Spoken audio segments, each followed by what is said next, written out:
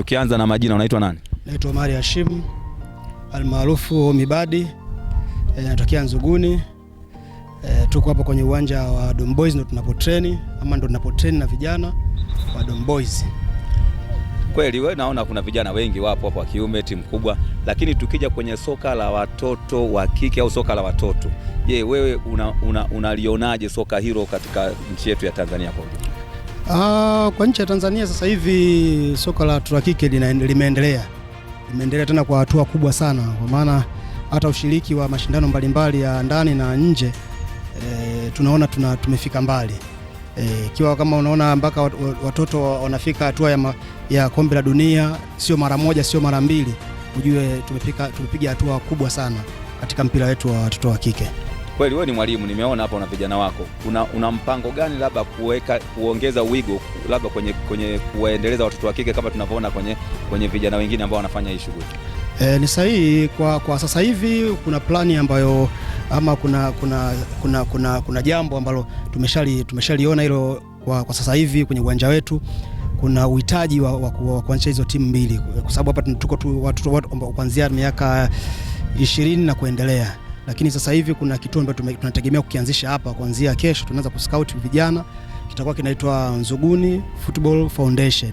Kwa hiyo kutakuwa na mchanganyiko watoto kuanzia miaka 5 mpaka miaka 17, ukiwatoa ambao sini ambao tulikuwa nao hapa ambao ni wa Dom Boys.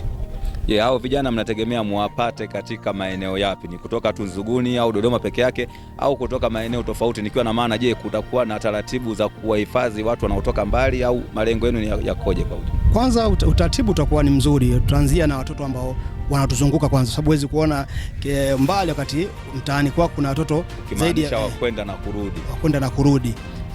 Lakini baada ya kuwa tumeshasimama vizuri, tutakuwa tuna mazingira ambayo tutayatengeneza ambao kuwatafutia hostel ambao watoto wanaokaa mbali, lakini bila kuacha masomo yao, bila kuathiri masomo yao, kwa maana tutatafuta na logistic ambazo za kuhamisha labda, sawa, na kuja kwenye kituo chetu ambacho kitakuwa kinadili na michezo sana sana.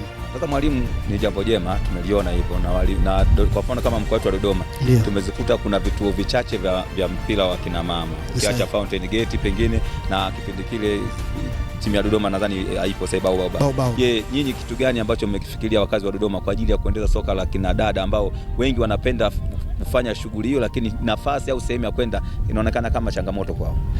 Cha kwanza, hakuna kitu chochote ambacho kinaweza kuwezekana kama kutokuwa na utayari wa elimu ya watu wahusika, kwa maana familia, kwa sababu hawa vijana tunawachukua ni vijana wadogo, kwa hiyo lazima uwasiliane nao wazazi wao, upate ridhaa ya wazazi na walezi.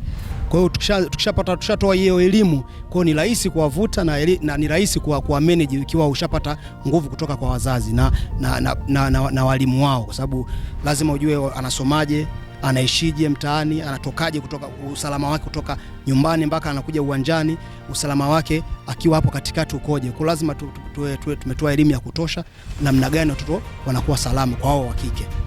Labda kama wazo nataka tutoe, wewe unawaza vipi kwa kina dada wa makamu ya kati ambao wanatakiwa waje kwa ajili ya ukaribu au kujifunza kwa ajili ya kukaa karibu na vijana kwa ajili angalau watakuwa na maelewano vizuri? Unajua mtoto wa kike anapoongea na mtoto wa kike mwenzake kuna ukaribu. Je, unawashauri vipi hawa kina dada ambao sio wachezaji lakini waje kujiingiza kwenye michezo ambapo watakuwa na ukaribu na hawa watoto wa kike? Kwa utaratibu ambao tumeuweka kwenye kituo ambacho tunategemea kukianzisha kufanya scouting kuanzia kesho hapa Dom Boys, tuna matron ambao atadili na watoto wa kike na patron ambao atadili na watoto wa kiume. Kwa hiyo logistics zote za nidhamu, kwa sababu kituo chenye kinajieleza kauli mbiu yake ni nidhamu, elimu, kipaji, ajira. Kwa hiyo utaona misingi yote ya kituo kinategemea kwanza nidhamu na elimu. Kwa hiyo maana yake lazima mtoto tutamfuatilia kwenye nidhamu, tutamfuatilia elimu yake, ana perform vipi elimu yake, kwa sababu huwezi kuwa unacheza mpira kichwani hakuna kitu. Kwa lazima tutamboost pia na shuleni aperform vizuri, kwa sababu tunapata jamii nzuri ambayo iloelimika kuachia nje ya mpira. Kwa kumalizia sasa, mwalimu Omari, ndio Jaba, kuna kitu pengine labda sikuweza kukuuliza, labda nimesahau, unataka kueleza kuhusu labda timu za watoto za kina dada. Je, una neno gani la kuwaambia labda watoto, wazazi au watu wote ambao wanapenda kushiriki katika hicho kiwanda? Cha kwanza Cha kwanza tunatoa taarifa na nyinyi mtatusaidia kuipushi.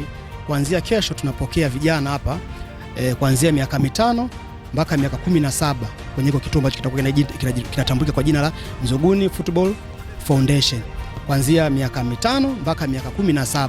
Hao ndio watoto ambao tutaanza kwa sasa. Tunawakaribisha wazazi, walezi walete vijana wao kuanzia kesho, kuanzia mida saa 9:30 na kuendelea.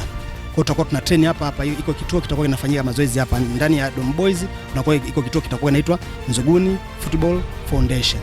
Mawasiliano kwa mtu ambaye amesikia au ataona hizo taarifa katika mitandao au sehemu yoyote.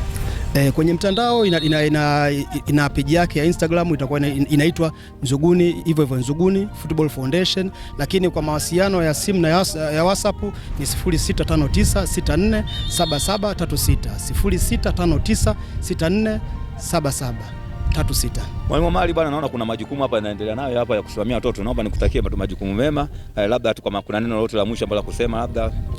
Karibuni sana Nzuguni. Nzuguni iko tayari kwa ajili ya michezo.